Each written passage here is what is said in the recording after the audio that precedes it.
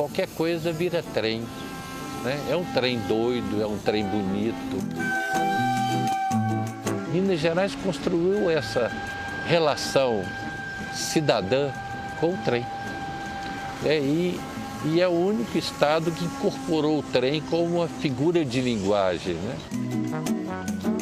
É um trem importante falar do trem em Minas Gerais. Uma viagem que tem início no século XIX e vem até os dias de hoje. Durante mais de um século, a estrada de ferro oeste de Minas transportou os mineiros, suas cargas e seus sonhos por grande parte do estado, até ser desmontada entre as décadas de 1960 e 1980. Nós vamos percorrer os recantos de Minas por onde a estrada passava, ver as velhas estações, reviver os costumes, como os bordados da comunidade de César de Pina, provar os sabores daquele tempo. Olha só essa goiabada feita de um jeito bem tradicional. Vamos juntos viajar por um caminho que continua vivo para muita gente. Conhecer lugares onde as pessoas se encontravam. Até romances surgiram no trem de ferro. Laços que ajudaram a formar essa nossa terra, Minas Gerais.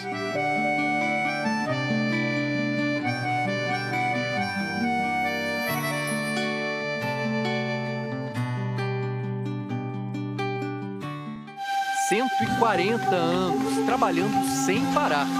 Hoje restam apenas os 12 quilômetros que ligam Tiradentes a São João del Rei.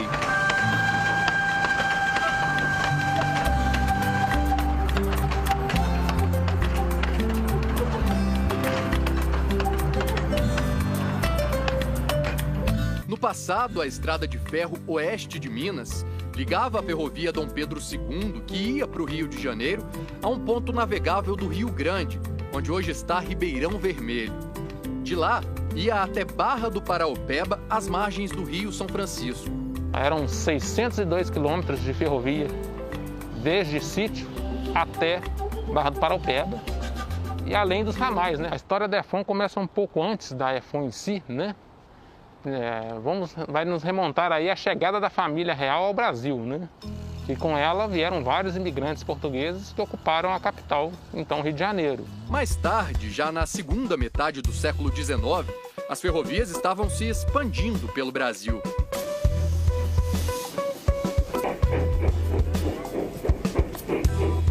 O imperador Dom Pedro II, empolgado com a nova tecnologia, inaugurou várias obras ferroviárias.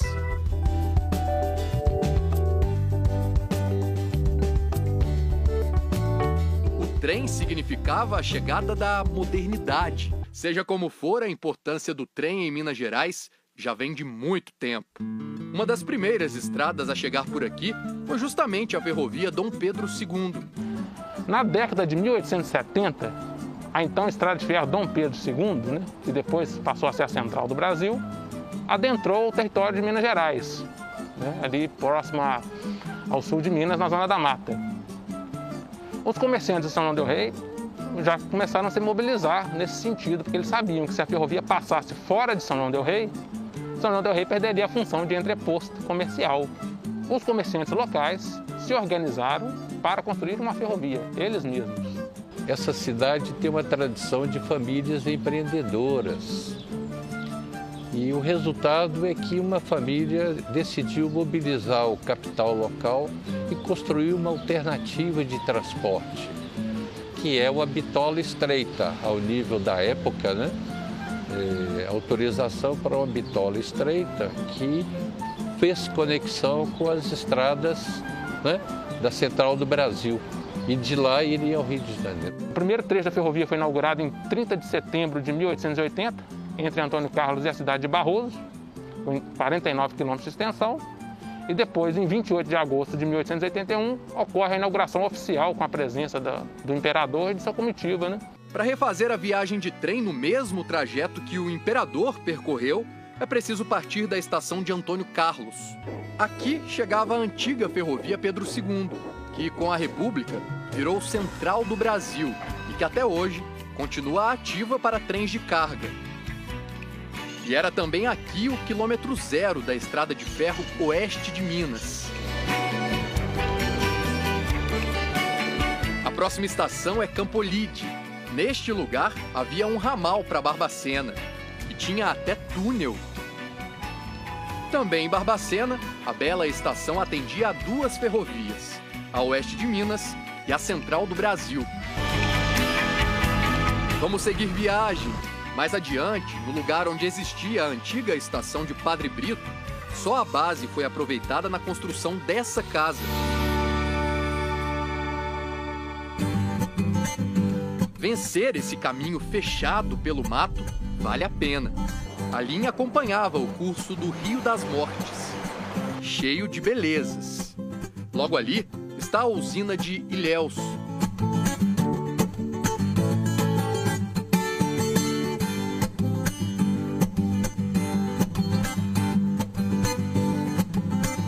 Algumas pontes antigas já não permitem a travessia.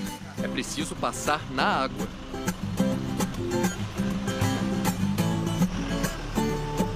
Depois, surge a Parada da Invejosa.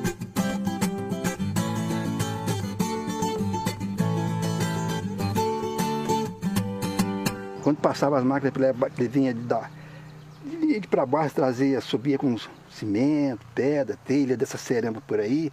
Não era por aqui. Fim de semana, feriado, aquele vinha aqueles vagão, tudo cheio de gente mesmo. Eu já vinha de São João para cá, mas cheio mesmo. Quando era de noite, ali para as 6h30, 7h30, 8h e pouco, descia. Ela pitando para ir abaixo. E era até bonito. Era até bonito. Agora vê o quê? Nem nada. Nem vê nada. É muita falta. Muita mesmo. Eu achava, na minha opinião, eles nunca deviam ter acabado com isso. Nunca, nunca. Continuando no trajeto, a composição passava por Barroso. O trem trouxe a vida, né? Bem dizendo, eram pequenos lugarejos, eram pequenas vilas, né? Barroso mesmo praticamente não existia naquela época, né? Até o desenvolvimento cultural mesmo, a ferrovia propicia, né? E industrial, né? Porque em Barroso, após alguns anos, surge a fábrica de cimento, a produção industrial. Quando eu fui trabalhar em Barroso em 1952, lá não tinha nada, era uma vilinha de prados. A única coisa que tinha lá era caeira, fornalha de cal, olaria de tijolos na zona rural e cerâmica de tijolo refratário e telhas. Era o que tinha lá em Barroso. Não tinha mais nada. Quando inaugurou a fábrica de Barroso em 52, o cimento vinha em vagão de trem, naqueles carros de trem. Depois passava por Prados. O trem foi um método de interação social, né? Era onde havia movimento. Você não tinha rodovia, você não tinha automóvel direito. Então, era ferrovia, pela ferrovia chegava tudo, e todos, né? Então, tem vários casos, né, de casais que se formaram nas plataformas de estações, né? Uma pessoa esperando o trem, conhecia a outra pessoa que chegava, às vezes, nova. Então, ali que tinha o primeiro contato e era a porta de entrada, vamos dizer assim, para relacionamentos mesmo, né? Não tinha telefone, não tinha celular, era ali que as pessoas trocavam ideia, conversavam, né? O flerte, né, dos casais acontecia muito nas estações, né? E isso foi se perdendo com o tempo. Era um espetáculo, né, a chegada do trem, e é que a cidade inteira parava para poder ver o trem chegando. Porque era o diferente, né? Era o que você tinha para quebrar o seu cotidiano ali, era a chegada do trem. Aquilo era o acontecimento, às vezes, do dia, né? O trem chegou.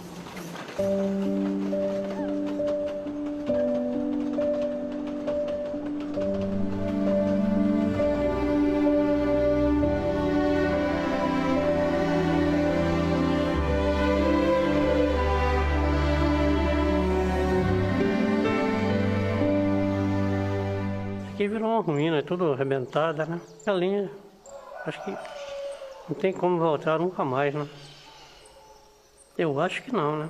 Passava aqui direto a Tiradentes de São João, descia para aí abaixo, aquelas paisagens bonitas, né? Tudo cortando a beira do rio, assim, do Rio das Mortes, né? Foi uma pena. Transporte barato, seguro, era uma coisa fantástica. Até hoje a gente tem saudade.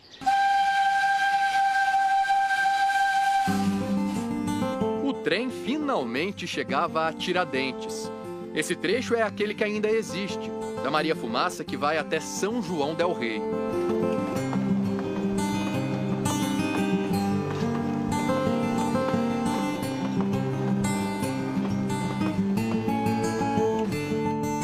Durante algumas décadas, São João del Rei foi a sede da Ferrovia Oeste de Minas, até que um candidato a prefeito, que era aliado do então governador do estado, Arthur Bernardes, que depois chegaria a ser presidente da República, perdeu as eleições em São João, no começo do século XX. A estrada de ferro continuou funcionando, mas muitos funcionários foram transferidos de cidade, mesmo sem querer. Arthur Bernardes ficou danado da vida e tirou a Oeste de Minas, que era a renda da cidade. O escritório foi para Belo Horizonte, o escritório todo. Naquele tempo, a nova capital de Minas Gerais ainda era uma cidade pequena, mas teve grande crescimento com a chegada dos funcionários da ferrovia. Povoou Belo Horizonte. Juiz de Fora era maior do que Belo Horizonte.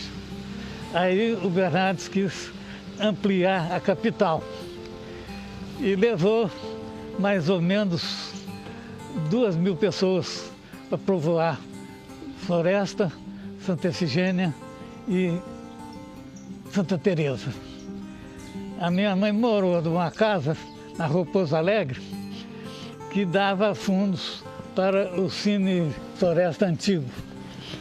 Então, botava um banquinho lá na beira do muro, assistia um cinema tranquilo e sossegado lá da beira do muro. Aí meu avô achou melhor ir para Santa Teresa, depois ir para Santa Efigênia. Num primeiro momento, com a saída do pessoal que trabalhava na administração da ferrovia, a economia de São João del Rei sofreu um revés. Então, começou uma decadência enorme aqui na cidade. O comércio viu as vendas diminuírem. Aqui havia os cafés, uma mesinha com 4 cadeiras, chegava lá, tomava um cafezinho desse tamanho e pagava R$200 e ficava conversando o tempo que desse, né? Mas logo veio a reação. Os funcionários da administração da ferrovia haviam deixado a cidade, mas o trem continuou a ser fundamental para São João del Rei e ajudou a indústria a ganhar um novo fôlego nos anos seguintes. Era sempre grande o movimento de pessoas e cargas na estação, ou se preferir, na gare, para ficar ainda mais elegante o nome. A estrutura metálica dela veio da França. É uma gare que marca um projeto muito significativo da indústria local, que precisava de uma fonte de escoamento da sua produção. Desde a parte de estanho, tecidos, produtos de selaria, produtos agrícolas de maneira geral, que precisava escoar para o Rio de Janeiro, que aqui era fornecedor do Rio de Janeiro, e para exportar. Vários produtos daqui eram exportados. Chapéu se fazia aqui. Nós tínhamos 2 estruturas, essa maior, e tinha uma pequena estrutura na forma de gare no balneário das Águas Santas, que tinha esse mesmo formato, estrutura de ferro fundido, com alvenaria, madeira, vidro. Aqui perto nós temos o ramal de Águas Santas, não tem mais nem vestígio. A gare das Águas Santas pode já não existir, mas a história feita ali permanece. Quando o imperador Dom Pedro II esteve na cidade, fez questão de passar por lá. Ele veio aqui, de fato, por vários motivos, até para fazer turismo de saúde, que ele tinha problema nas pernas e precisava de passar pelas Águas Santas. O balneário era conhecido pelas propriedades medicinais de suas águas. Eu não ia muito, não, porque lá na nossa família, o nosso pai era muito severo. As minhas vizinhas, elas se organizavam, faziam piqueniques e elas adoravam.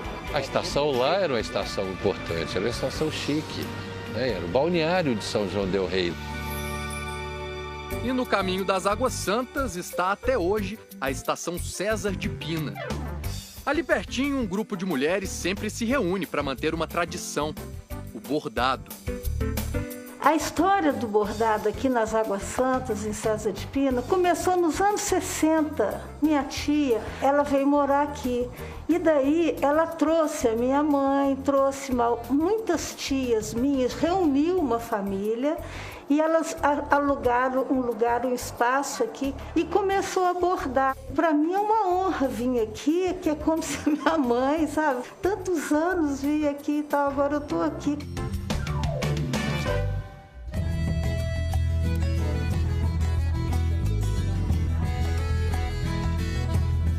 Temas para os bordados não faltam. Por exemplo, as comemorações e festas tradicionais.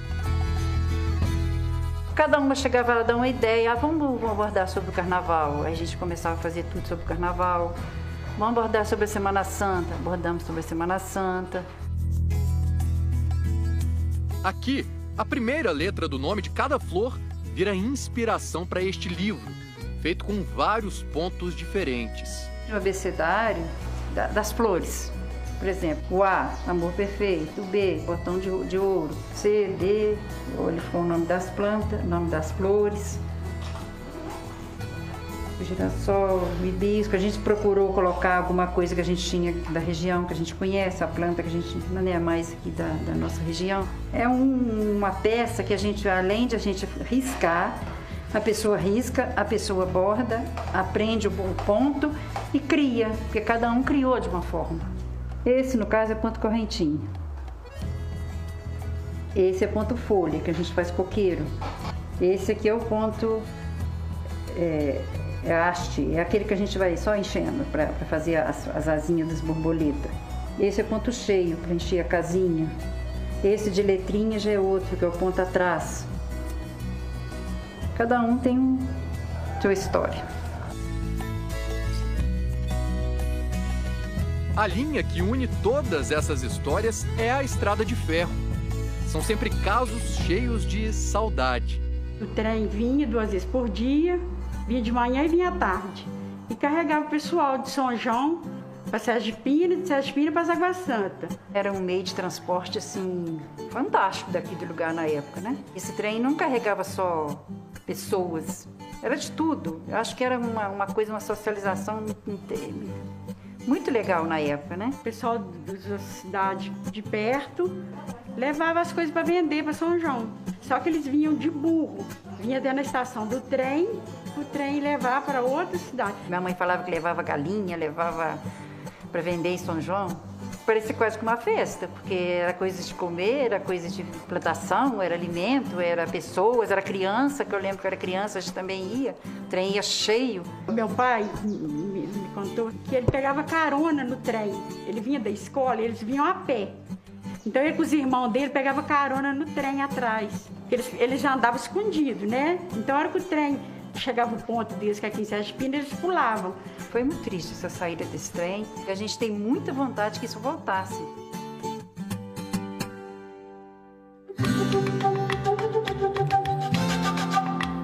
Em São João del Rei, o trem ainda continua firme e forte. O Museu Ferroviário guarda tesouros dos tempos do início da ferrovia, como a primeira locomotiva. Mas por muito pouco nós teríamos perdido tudo isso que você está vendo aqui. Foi por pouco, né? A estação ferroviária de São João del Rei mesmo havia um plano de se transformar em rodoviária. Esse pátio todo que você viu aqui onde está essa rotunda hoje ia ser loteado. Então, ou seja, a ferrovia ia desaparecer mesmo de São João del Rei completamente. Se não fosse a mobilização popular, teria acontecido. Historicamente, você tinha em São João alguns momentos significativos ligados ao trem. Por exemplo, não só em São João, mas várias outras cidades. O trem dos estudantes. Terminava o ano letivo do Rio de Janeiro, os estudantes de São João del Rei pegavam o trem para vir para a cidade. As moças, as namoradas vinham recebê-los, as famílias vinham recebê-los, né? E era um dia de festa na cidade. O Atlético era um time importante. Hoje voltou à primeira divisão, né? Quando o Atlético chegava, 50 anos atrás, né? A cidade se engalanava, porque o Atlético era importante, né? E se deslocava de trem. São João é o berço da mineiridade, sobre das montanhas, né? nascidos e criados nos vales, nós somos um povo altivo nesse sentido, que escutou o apito do trem.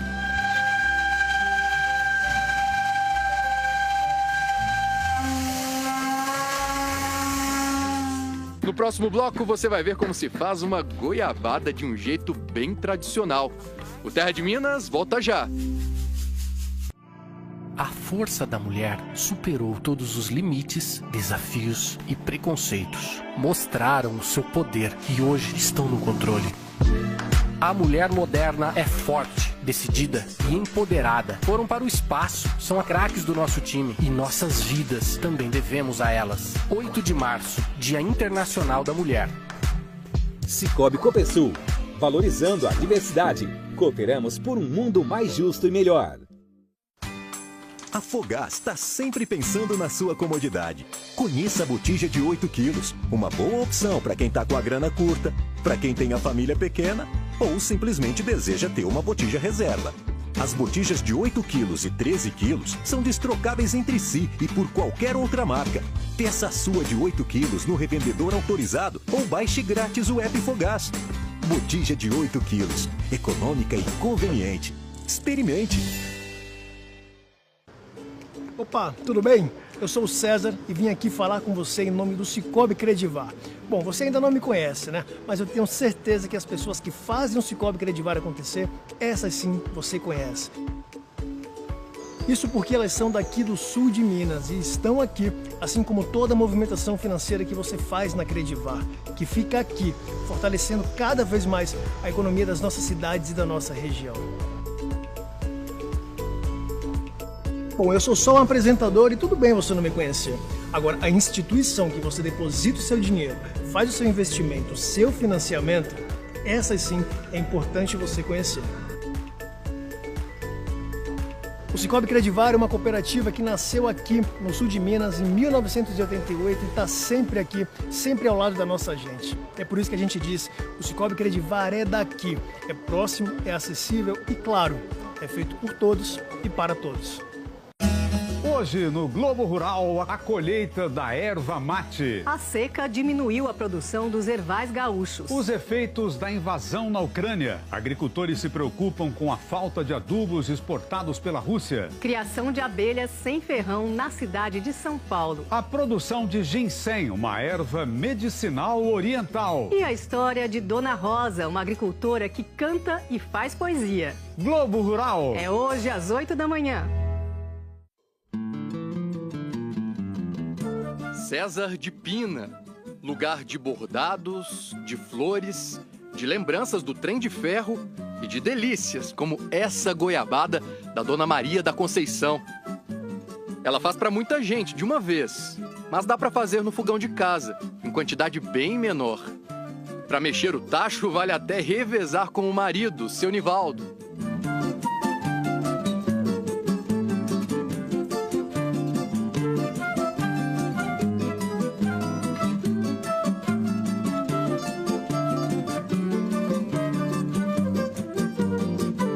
Primeira coisa, eu lavo a goiaba, né? Lavo ela, deixo ela escorrer bem. Aí a gente tira a tampa, as duas tampas, né? Racha ela no meio e vai tirar o miolo.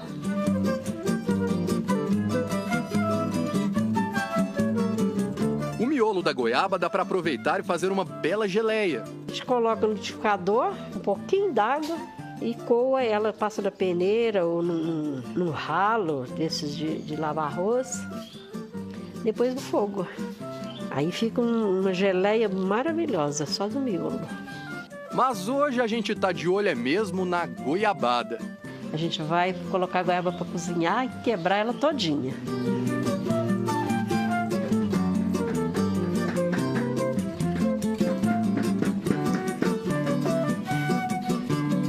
Aí tem que cozinhar ela até ela desmanchar. Aí vai socando ela assim, ó.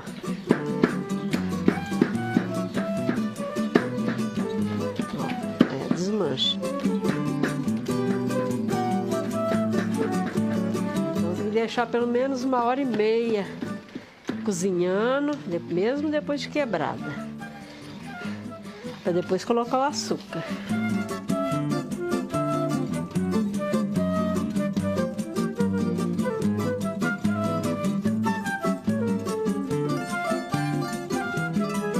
A medida do açúcar é fácil. Para cada quilo de goiaba já sem miolo, Dona Maria usa meio quilo de açúcar. Dona Maria leva 4 horas nessa função. Com uma quantidade menor, é bem mais rápido. O segredo é saber quando tá pronto. A gente tem 3 jeitos de ver. Quando vê o fundo do tacho, né? Você passa a pá de fora a fora assim, ó, e avista o fundo do tacho. Ou então assim, você pega ele na pá e para ela. Ele demora a cair porque ele já tá no ponto. A gente tira uma pontinha assim, ó, deixa esfriar. Depois coloca na boca. Se ele não desmanchar, já tá no ponto.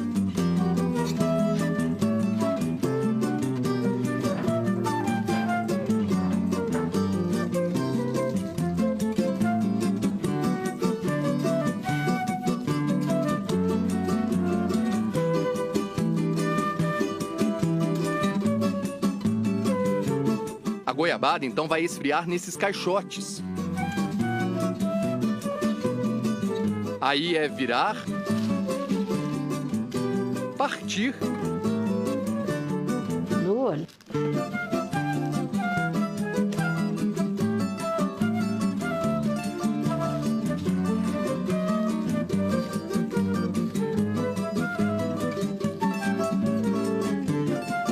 E comer um pedaço. De preferência, com queijo. O Terra de Minas fica por aqui. Um ótimo fim de semana e até a próxima, hein?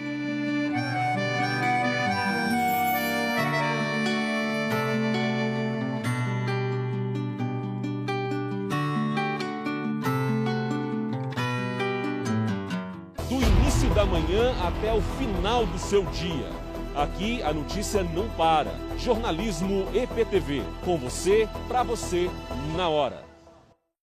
Pequenas empresas, grandes negócios. Oferecimento Cielo. Soluções digitais para um mundo em transformação.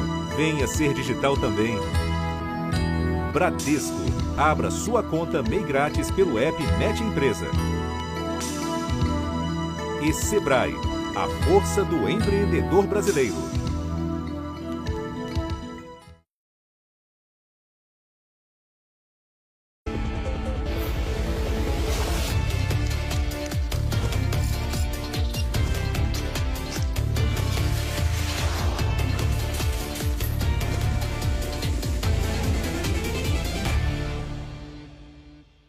Bom dia! No PEGNI de hoje você vai conhecer o Rei do Dogão. Ele foi camelô perto de um terminal de transporte público como este aqui. E hoje ele comanda uma grande franquia que vende cachorro-quentes e salgados. Veja agora os outros destaques do PEGNI de hoje. Empresária conquista o mercado de estética com uma técnica inovadora de depilação a laser. Eu desenvolvi um protocolo para pele negra, para não queimar, não manchar. Agora o aplicativo ajuda artesãos a precificar os produtos. O ateliê anda, o ateliê se paga. Os pequenos empresários se unem aos concorrentes para vender mais. Como pequeno, quando a gente se junta, a gente se torna muito forte e isso é muito importante. Um guia para aumentar a segurança do seu negócio contra ataques cibernéticos. Perder esse tipo de informação hoje já não pode ser mais uma possibilidade. Você vai conhecer o dia de trabalho de uma babá de gatos. Eles vão me receber na porta sempre e, nossa, a gente brinca um monte, se diverte. O PEGNI volta daqui a pouco. Até já!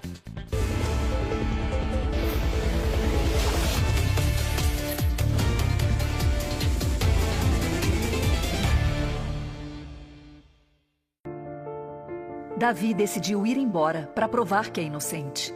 Não vai, Davi. Eu não me conformo com a sua partida. Eu preciso ir, Augusta. Mas foi surpreendido com algo muito sério. Você está me dizendo que ouviu Joaquim e a dona Úrsula tramando contra a Isadora? Sim. Isadora está sendo enganada. E corre risco de vida se viesse casar com esse miserável. Amanhã, além da ilusão.